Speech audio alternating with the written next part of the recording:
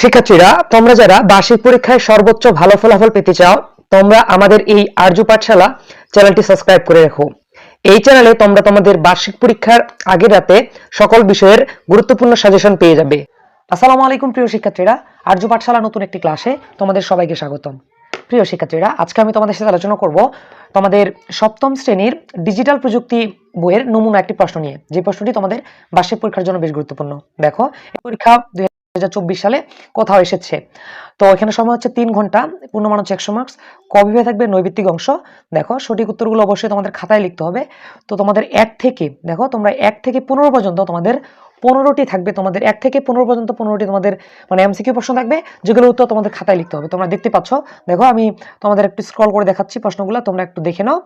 দেখো, তোমাদের এরকম মোট 15টি প্রশ্ন দেওয়া থাকবে। তারপর হচ্ছে দেখো, এরপর হচ্ছে খ বিভাগ। এখানে তোমাদের 1 থেকে মোটামুটি 10 পর্যন্ত তোমাদের 10টি এক কথায় প্রশ্ন থাকবে, এগুলো উত্তর তোমাদের সবগুলোই খাতায় লিখতে হবে। তোমরা সুন্দর মতো করে প্রশ্নগুলো দেখে নাও, আমি আস্তে আস্তে স্ক্রল করি। তো এরপরে হচ্ছে খ বিভাগ, এটা হচ্ছে সংক্ষিপ্ত প্রশ্ন উত্তর, যার 10টি থাকবে, 10টির জন্য রয়েছে প্রতিটির জন্য 2 মার্ক, তাহলে এখানে তোমরা পেয়ে যাবে 20 মার্কস। তো দেখো যে মেধা সত্য কি, প্রতিবেদন কি, রোবট কি, ম্যাপ সফটওয়্যার বলতে কি বোঝায়, ইনপুট কি, তারপর হচ্ছে কেস স্টাডি কি, যোগাযোগ কাকে বলা হয়, এরকম টাইপের কিছু প্রশ্ন থাকবে। এরকম মোট 10টি প্রশ্ন থাকবে, এগুলো তোমাদের উত্তর দিতে হবে।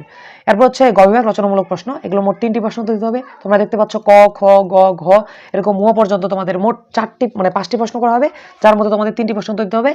প্রতিটির জন্য থাকবে 5 মার্ক করে, তাহলে এখানে তোমরা পেয়ে যাবে 15 মার্কস। এরপর হচ্ছে ঘ বিভাগ, এটা হচ্ছে রচনামূলক প্রশ্ন।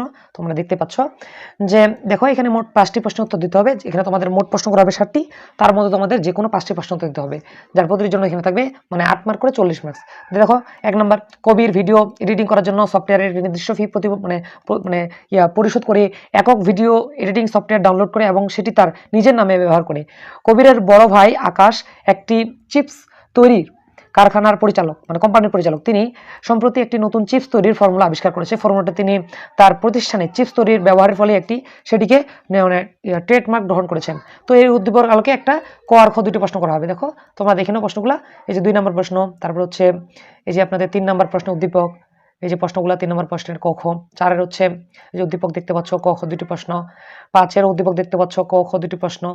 6-এও দেখো, এরকম তোমাদের মোট 7টি প্রশ্ন থাকবে, তোমাদের যে কোনো 5টি প্রশ্ন উত্তর দিতে হবে। তো সেক্ষেত্রে তোমরা যারা চ্যানেলটি এখনো সাবস্ক্রাইব করোনি, আমাদের চ্যানেলটি সাবস্ক্রাইব করে রাখো, যেন তোমাদের নিত্য নতুন ভিডিও আমি তোমাদেরকে উপহার দিতে পারি। তো পরবর্তী ক্লাসে আমন্ত্রণ জানিয়ে আজকের এই ক্লাসটি আমি এখানে শেষ করছি। দেখা হবে অন্য কোনো ক্লাসে। আসসালামু আলাইকুম।